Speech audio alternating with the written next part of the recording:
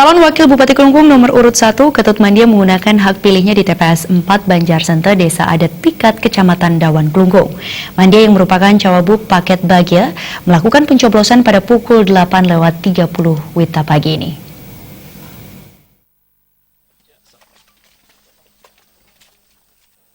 TPS 4 yang berada di Banjarsente memiliki 307 pemilih. Sejak pagi, masyarakat sudah ramai menunggu antrean untuk menggunakan hak pilihnya. Ketut Mandia beserta istri Gusti Ayu Supriyastiti beranjak dari kediaman pukul 8 WITA menuju TPS 4 yang hanya berjarak 100 meter. Seusai mencoblos, Ketut Mandia berharap Pilkada Klungkung dapat berjalan dengan baik dan lancar.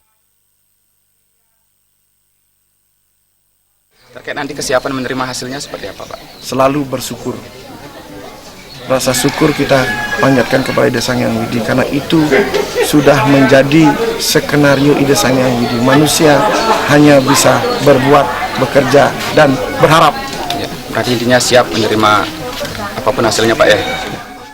Masyarakat diharapkan memilih pemimpin yang mengayomi dan melayani masyarakat untuk bersama-sama membangun Klungkung menuju arah yang lebih baik. Siapapun yang terpilih nantinya, dirinya menerima hasilnya, karena pemimpin tersebut adalah pilihan terbaik bagi masyarakat Klungkung.